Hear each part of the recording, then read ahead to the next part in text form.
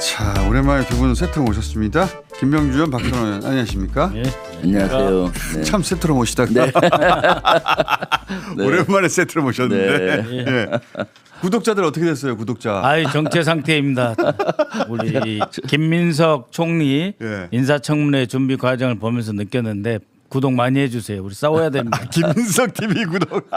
아니 박선원 TV 어떻게 박선원 했어요? TV 구독을 해주셔야 네. 제가 김민석 총리 사수에 더 열심히 할 수 있다. 아니, 김민석 후보를 팔아가지고 50만 넘었어요, 안 넘었어요? 안 넘었어요. 아직도? 예, 아직도 간당간당 했잖아요. 예, 만 한 1,000명, 2,000명 모자랍니다. 49만에서 간당간당 하고 있어요. 아니 48만 8천 9천 이러고 있습니다. 주불리 김병주도 늘지가 않네요. 잘. 예.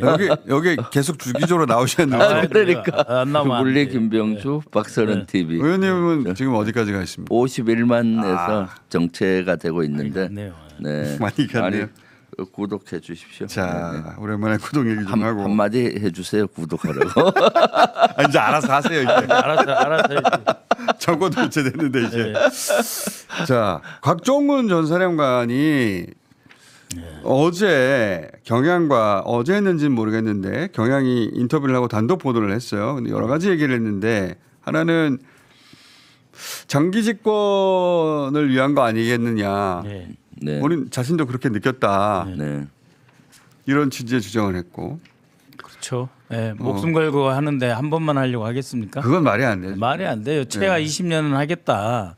종신 집권하겠다 하는 것으로 하고 튀어나오는 거죠. 전 세계 어떤 그 계엄이 예, 쿠데타 세력이. 그 계엄한 이후에 자 그러면 당신들이 알아서 하시고 물러갑니까? 예, 더욱이 이들은 집권 친위 쿠데타 세력이잖아요. 그러니까요. 예, 반항 반군 세력이 아니기 때문에 더더욱이 계속 집권하려고 예, 했겠죠. 그렇습니다. 20년 정도는 해야 그래야 여인영이도 차례가 오고 그러죠. 그러니까요. 그 군인들이 머릿속에 그렸을 것은 네. 이제 윤석열 다음 네. 그 다음 되면은 김건희하고 김정은하고 전두환 예, 노태우 여인영하고. 생각했겠죠. 그럼요. 네. 정호영도 하고 싶어서 얼마나 그랬었습니까? 그런 생각을 하며 그 계엄에 들어가지. 그 잠깐 하고 나서 자기가 물러날 거면 왜 해요? 예. 그러니까 말도 안 돼. 윤석열 머릿속에는 아마 윤석열이 집권하고부터 이미 장기 집권을 꿈꿨던 것 같고 예. 그래서 반국가 세력을 집권 초기부터 얘기를 하기 시작했거든요. 사실 대통령은 통합하는 자리인데 갈라치기 하면서 자기 반대하는 세력을 반국가 세력으로 이렇게 몰았는데 22년 10월부터 반국가 세력을 외치기 시작했어요. 집권 초기부터. 그 특검이 이 내란의 동기 부분을 처음부터 다시 써야 된다고 네. 저는 생각합니다. 아, 그럼요. 수사된 적이 없잖아요. 네, 네. 그러니까 용산에 들어갈 때 이미 네. 검찰 앞세우고 군을 내 배후로 해서 장기 집권하겠다. 그다음에 22년 방금 말씀하신 대로 12월 달에 이제 연말 송년회 할 때부터 공공연하게 계엄한다라는 네. 말이 나왔었고 조금 이제 구체적으로 보면 23년 8.15 연설 때부터 이제 반국가 세력 척결을 일종의 국시로 제시하고 11월 8일 날 새 장군 3스타 3명을 임명하잖아요. 여인영이하고 이준호하고 곽정군이 그 8월부터 그 세트를 11월 그때 사이 만든 거예요. 네, 그 3개월 동안 집중적으로 준비를 해서 3스타 3명을 임명을 한 거죠. 그때 군을 동원해야 되겠구나 할 때 자기가 신뢰할 만한 사람 그때 꽂은 거 아닙니까? 네. 그렇죠. 그리고 비상대권 얘기를 계속 했다는 거 아니에요. 네. 그래서 곽정근 사령관도 11월 8일 자기가 임명되고 보니까 이전부터 계획이 있었구나 한 것을 깨닫게 된 거죠. 나중에 알게 된 것이고. 그런데 이제 여기서 윤석열은 부인은 몰랐다고 계속 얘기하는데 안 물어봤는데도 그러니까요. 안 물어봤는데도 계속 얘기하는데 네. 김건희 씨 대통령 자기가 만들었다고 생각하는 사람이고 네. 실제 그래 보이는데 그 이후의 행적을 보면 그런데 대통령 한 번이 아니라 앞으로 계속 하겠다고 하는데 네. 그 계획을 그러면 부인한테 비밀로 했다는 겁니까? 그러니까요. 이 말이 안 그건 되잖아요. 말이 안 되는 그러니까 거죠. 김건희가 하는 것을 윤석열이 모르는 건 있는데 윤석열이가 하는 거를 김건희가 모르는 건 없어요. 맞습니다. 네, 그런 그건 것 뭐 이제 같아요. 끝난 이야기예요. 그런 것 같습니다. 네. 이미 정권 초기부터 이러한 것을 꿈꿔왔던 걸로 보이기 때문에 그런 건 김건희하고도 많이 논의를 했을 거고. 저는 이 계엄이라는 네. 발상 자체가 네. 김건희 씨로부터 나온 거 아닐까 저는 그렇게 의심하는데 네. 증거도 없고 아무것도 없는데 이제 네. 그동안 국정이 돌아가는 그 사정이라든가 김건희 씨가 그 힐건이라는 프로젝트를 예. 자기가 대통령이 되려고 하는 그런 프로젝트를 진행했다든가 통일 대통령이라는 네. 이야기라든가 이거는 그러니까 이걸 본인이- 추적을 할 때는 예. 그 의외로 그 군산에 비단아 씨 있잖아요. 예, 예. 점술가 그 사람의 진술이 중요합니다. 그러니까 김영애 노상원이 계속 와가지고 내가 언제 용산에 들어가냐 그 이야기를 계속 하잖아요. 그렇죠. 그러니까 김용현 가지고 자기가 용산에 들어갈 수 있다는 생각은 안 하는 거고 결국은 김건희, 응? 윤석열 프로젝트 YP, 윤석열 프레지던트 프로젝트, 그러니까 검찰총장 사표 던지고 나오면서 그 기획까지 다 했던 내가 언제 대통령실에 들어가 가지고 이 계획을 실행할 것 같으냐, 내가 언제 대통령하고 일할 것 같으냐를 계속 물어봤잖아요. 노상원 씨가 물어봤다고 노상원 하죠. 물어봤죠. 무속인 그러니까는 만나가지고 그 전부터 이미 김건희와 연결돼 있을 거라고 의심하시는구나. 그거 없지는 안 되는 거죠. 예. 그러니까 노상원과 그 김건희의 그 커넥션이 없었을까 이런 의혹도 가지게 되고 두 네. 사람이 뭐 비아폰 통화는 하지 않았을까 이런 의심도 하게 되는데 수사가 전혀 안 돼 있죠. 그럼요. 예, 지금 전혀 안 돼 있죠. 사실 근데 뭐- 동기부터. 네. 그 대목 수사해야 되고 곽정훈 사령관이 또 무슨 얘기했냐면은 여러 얘기를 했는데 그 중에서 이제 외환 유치에 대한 언급을 했어요. 네. 드론사 얘기하면서 네, 네. 이것도 수사가 안 돼 있잖아요. 그렇죠. 곽정군이 4개 사령부를 들여다봐야 된다고 예. 하면서 드론사 지상작전 사령부를 예. 언급하잖아요.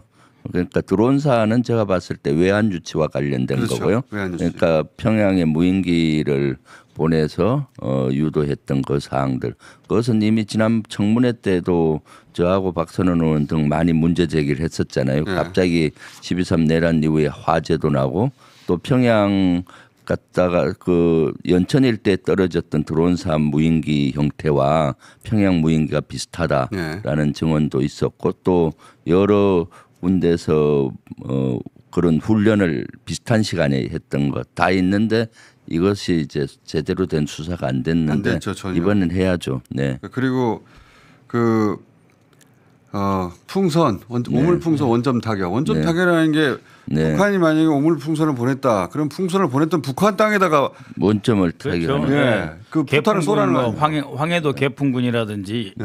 약 14개 지점 우물풍선의 원점 14개로 파악을 하고 있었거든요. 그 풍선을 보냈는데 거기다가 포탄을 쏘라는 거 아니에요? 예, 거기다 쏘는데 이제 지상작전 사령관 같은 경우에는 화력을 아낌없이 다 퍼부어라.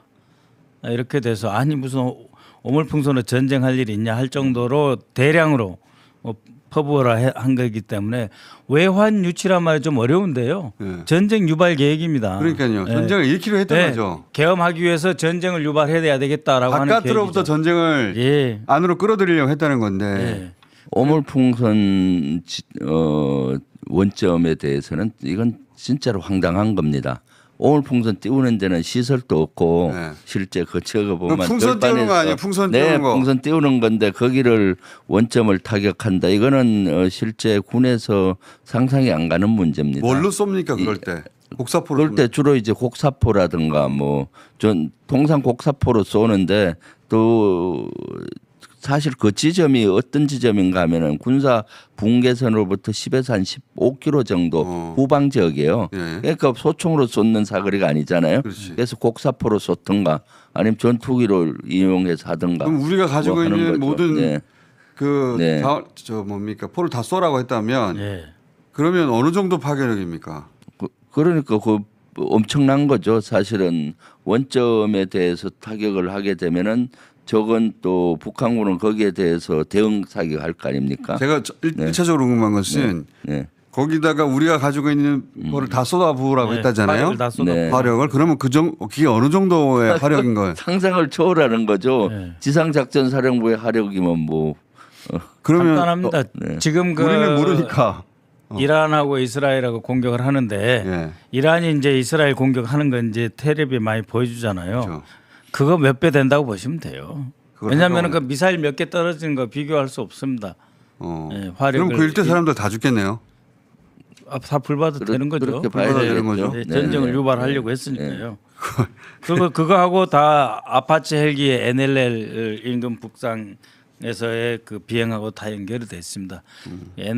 아파치 헬기 그 NL 근처에 띄운 것도 이제 소위 정보 합동 작전이라고 하는 이름으로 정보를 취득해야 되잖아요. 네. 그러니까 이 아파치 헬기 띄우고 정보도 보면서 거기서도 때리겠다 하는 거기 때문에 정말 이 가공할 만한 상상하기 어려운 계획들이 있습니다. 다만 김병주 의원님하고 제가 1, 2월 달에는 아직 내란에만 집중을 하자 해서 안 한 것이죠. 자, 이게 이제 이제는 해야죠. 알려진 게 크게 세 가지가 하나 있는데 하나는 풍선 예. 네 가지구나. 그 풍선을 날린 곳에다가 곡사포를 때려 쏴라. 이게 하나 계획이 있었고 또 하나는 지금 말씀하신 아파치 헬기 예. 일부러 NL 따라 비행을 해가지고 북한을 자극해서 예. 공격을 하도록 유도하는 예. 그걸 했고 예. 그리고 연평도에서도 예. 화력, 자주포 그러니까 사격 등이 예전에 북한이 도발을 했을 때보다 더 많은 포를 쏜 거 아니에요? 예. 왜 이렇게 쏘는데도 북한이 반응이 없지? 계속 쏘았다는 거 아니에요? 예. 그래서 두 차례 나눠서 더 많은 그 화력을 투입해서 쏘았죠. 그리고 무인기를 북한에 보냈는데 하나는 떨어진 게 그 북한의 고위 간부, 네. 최고의 간부들이 사는 곳에서 이게 떨어졌고, 그러니까 작년 10월 6일부터 10월 9일까지 북한의 최고인민회의를 했거든요. 예.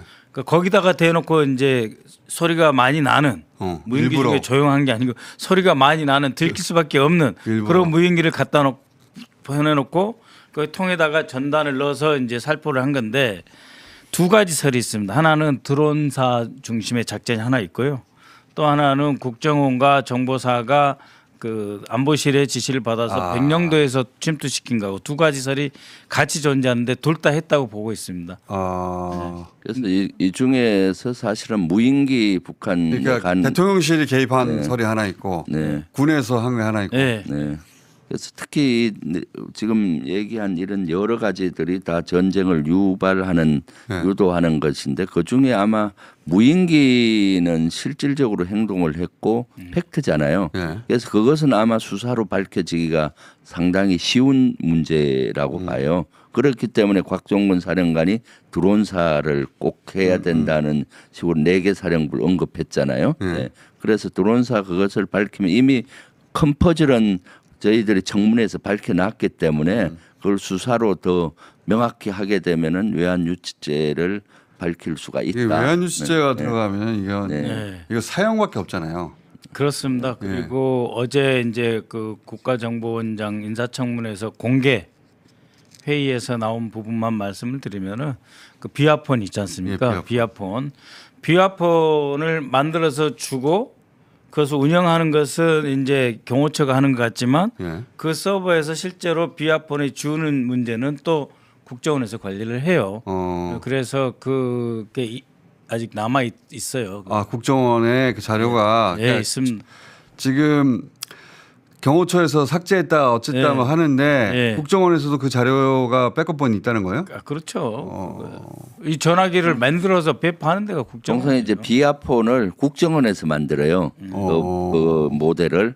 그래서 저도 군에 있을 때 비아폰을 갖고 썼는데 그때 우리들끼리 장군들끼리 한 얘기가 있어요. 이거는 상대는 못 듣는데 이 맞는 국정원은 듣고 있지 않겠냐. 그럴 수 있겠네요. 그럴 수 있겠네요. 그래서 경호처에만 끝날 일이 아니고 네, 이제 원장 이거 수사하려면 수사할 수 있다. 네, 충분히. 원장도 이제 비아폰 그 부분에 대해서 들으셨기 때문에 아하. 수사하실 겁니다. 조사를 하실 겁니다. 그리고 그 검찰이 그 계엄에 개입했냐 어쩌냐 이 예. 부분도 수사 대상인데 이건 이제 두 분이 할 내용은 아닌 것 같긴 한데 오늘 군에 관한 얘기를 주로 하려고 네. 하는데 그럼 지작사는 지난번에 여러 번 거론하셨는데 네. 지작사는 사실 빠져 있잖아요. 네, 빠져 있죠. 지작사령관은 본인이 억울하다고 얘기하고 있고. 네, 지작사는 제가 계속 거론을 했었잖아요. 지작사는 지구계엄사령부를 만들다가 중지가 됐어요.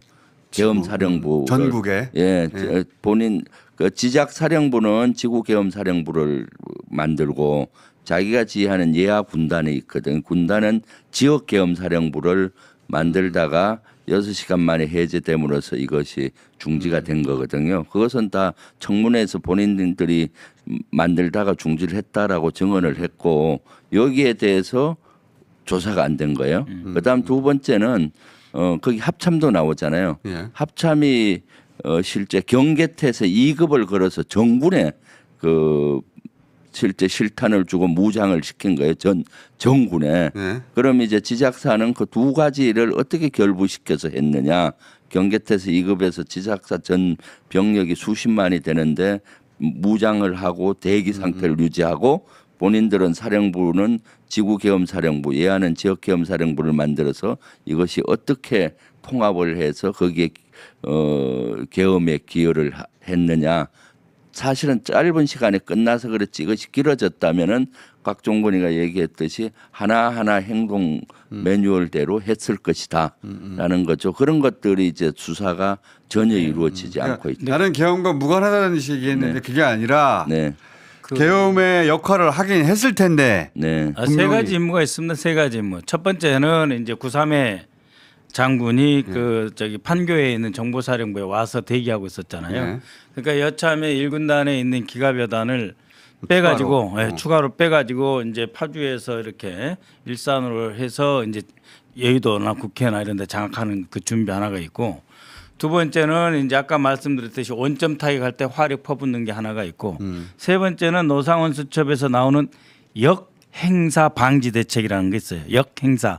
그러니까 자기들이 쿠데타와 이 계엄을 하는데 이걸 행사라고 표현하면서. 네, 그 행사를 하는데 이것에 대해서 저항이 있을 때 진압을 해야 돼요. 아, 그렇죠. 네? 그렇죠. 그래서 지작사령관이 용인이나 이런 데 이제 사령부가 있으니까 그래서 보고 있다가 만약에 아니 뭐 특전사고 투입했는데 갑자기 뭔지 모르고 튀어드는 군이 있으면은 가서 진압을 해야 되는 거예요. 그래서 역행사 방지 대책의 지작사 임무가 있습니다. 그래서 세 가지 임무가 있다. 그거는 김병주 의원님께서 말씀하신 것을 기본으로 하고 거기에 추가적으로 그렇죠. 세 가지 임무가 있다. 역행사 방지. 그러니까 기갑여단을 끌고 들어와서 추가로 여의도나 방송소를 장악하는 거 하나 있고 그 다음에 이제 그 원점 타격하는 게 하나 있고 역행사 누가 개긴다든지 잘 모르고 합참에서 어떤 짓을 하면 바로 지작사에서 데리고 와서 그냥 박살내는 그런 지작사가 여기서 빠진 것은 역행사가 일어났다거나 또는 이 눈에 보이는 잘 보이는 역할이 아니었기 때문에 만약에 오래돼가서 어디 다른 부대에서 이거는 구테타 아니야 하고 만약에 튀어나왔으면 예. 그걸 진압하는 역할을 했을 텐데 그런 일이 일어나지 않았고 그리고 그런 일이 일어나지 않았지만 이것은 사전에 모의되고 계획되지 않으면 이런 임무가 부여되지 않는다. 그러니까 그게 중요한 겁니다. 그 모의 단계, 계획 단계에 지작사령관이 그걸 알았고 참여했느냐? 네. 그러면 사실은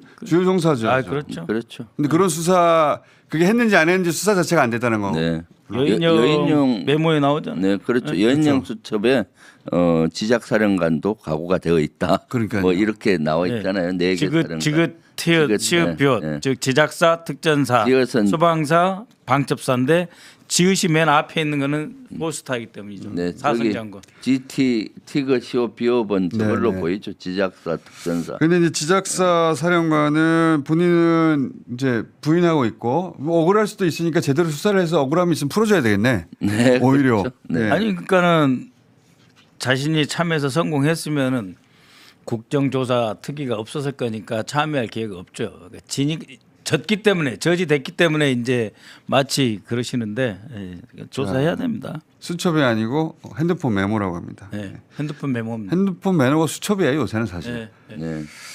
자, 근데 제가 좀 의문이 드는 대목이 하나가 곽 전 사령관이 합참, 드론사, 지작사 여기는 설명해서 이제 알겠는데 방첩사령관 이미 체포돼 있잖아요. 수사가 돼 네, 있습니다. 있는데 네, 있어요. 방첩사를 수사하라고 굳이 따로 언급한 이유가 뭘까요? 이유가 있을 그러니까 텐데. 이제 방첩사가 왜 중요하냐면은 이제 그 김용현 예.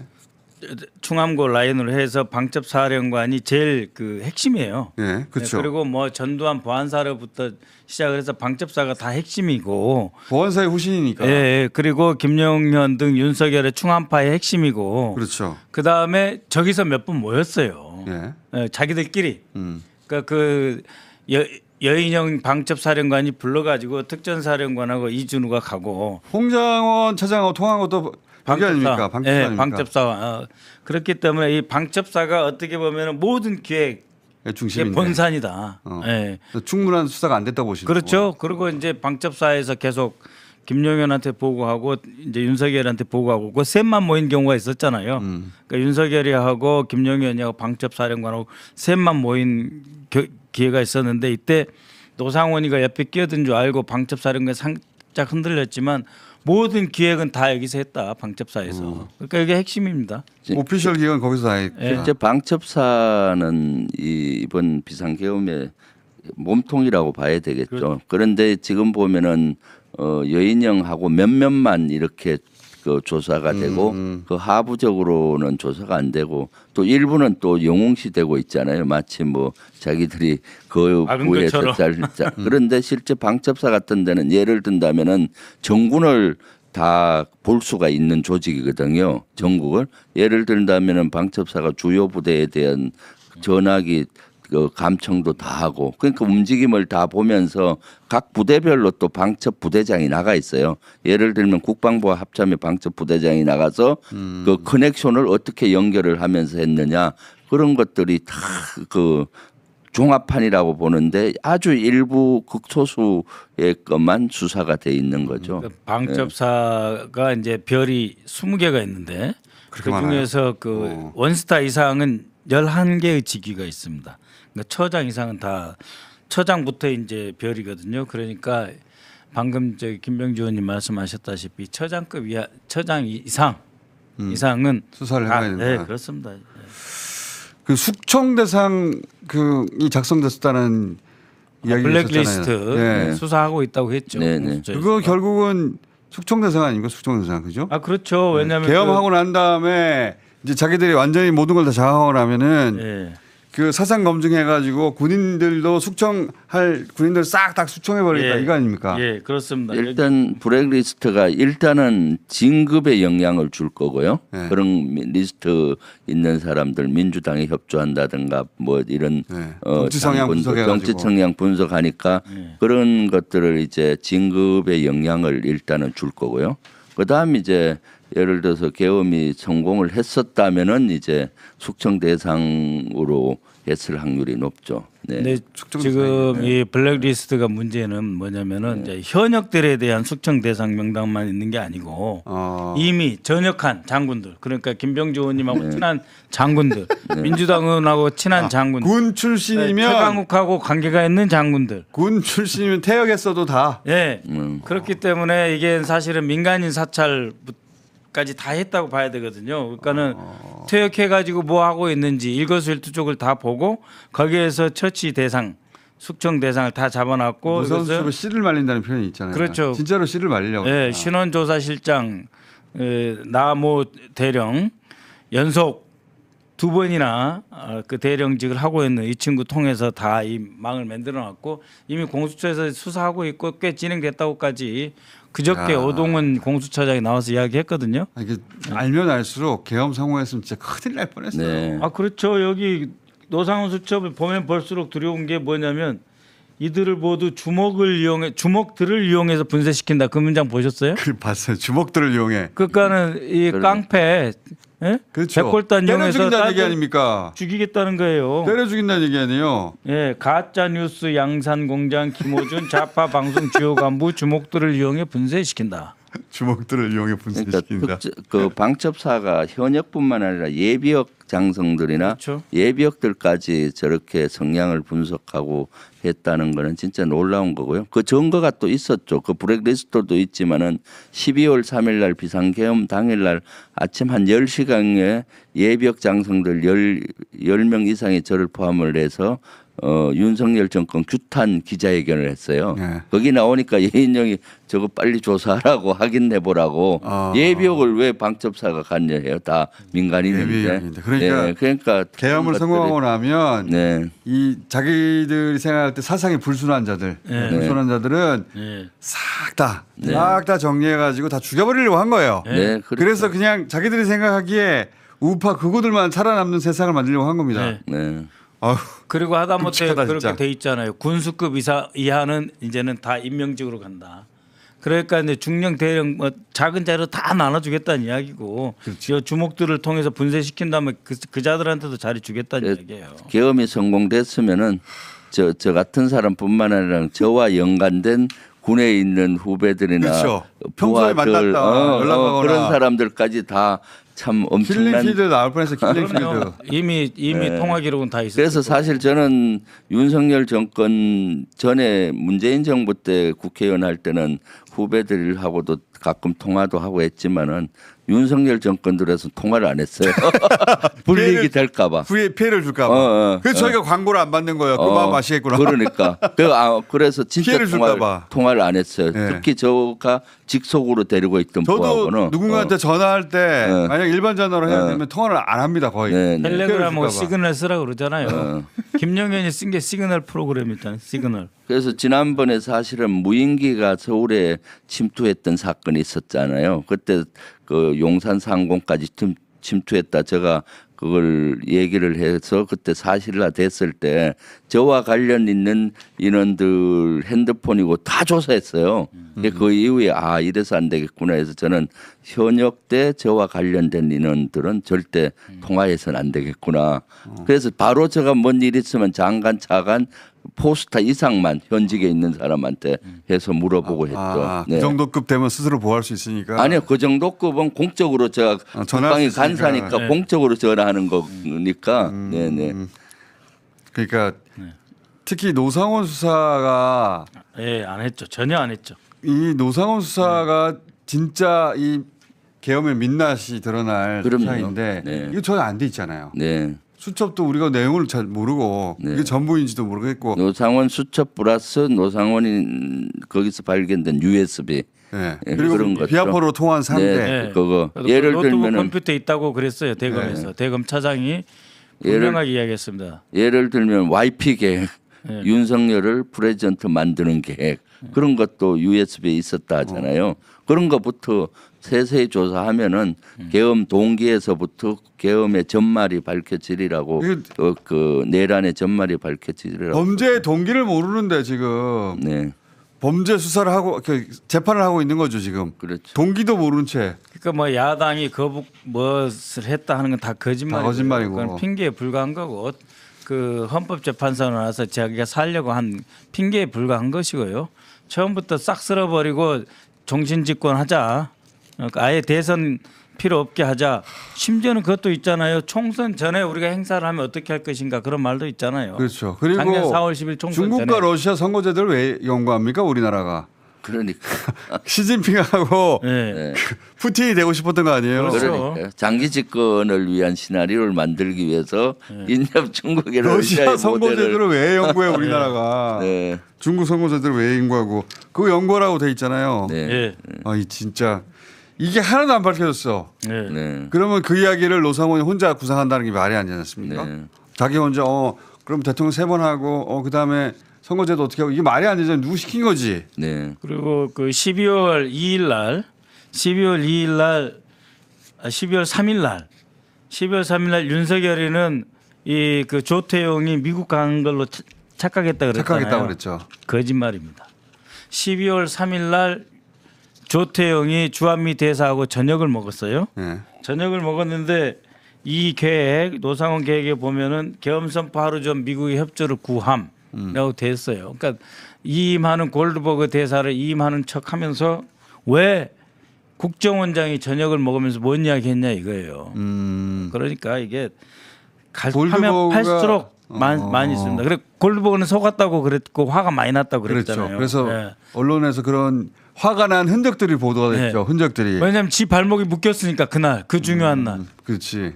이거는 옛날에 저기 12.12 때도 그 대사 글라이스틴하고 이런 그 위컴 사령관의 발목을 묶으려 했던 그거 그런 비슷하다. 장면들이 나오거든요. 그리고 조태영 그 국정원장 미국 간 걸로 착각했다고 말하는 이유는 왜 지시를 국정원장에 하지 네. 홍정환에다 했냐 그 네. 핑계를 대다가 그 말을 끌어낸 거 아닙니까? 네, 그러니까 조태영에게도 이미 지시는 했어요. 근데 좀 할지 안 할지 그렇지. 애매하니까 홍장훈한테 한 번 더 지시한 거예요. 외교관 출신이다 보니까 그리고 그 작년에 몇 차례 이제 그 조금 이게 좀 뜨뜻미지근한 그런 분위기도 있고 하니까 이게 수사할 게 엄청 많고 특히 노상원을 집중적으로 수사해야 됩니다. 네. 근데 이 사람이 풀려난다는 게 말이 됩니까 이게? 아이고. 그리고 사실 이미 경찰 국수본에서 상당히 많이 수사가 돼 있어요. 예, 1월 27일, 8일 그때 구속영장 윤석열에 치냐 마냐 할 때 경찰에서 수사한 거 넣었는데 그거 가지고 추가로 구속해서 기소하면은 꼼짝달짝 못했는데 그거 가지고 심은정이 빼버렸잖아요. 자, 이 지금 주요 종사자들 단 한 사람도 나오면 안 됩니다. 예. 자, 오늘 여기까지 하고 아무래도 김병주 박선우 커플을 당분간 또 자주 보게 되지 않겠나. 네. 새로운 사실들이 수사를 통해서 네. 계속 밝혀질 것 같거든요. 그렇죠. 예. 저는 참고인 조사 응할 생각이 있어요 특검에. 일단 여기까지 하겠습니다. 예, 네. 김병주 박선우 의원이었습니다. 감사합니다. 네. 감사합니다.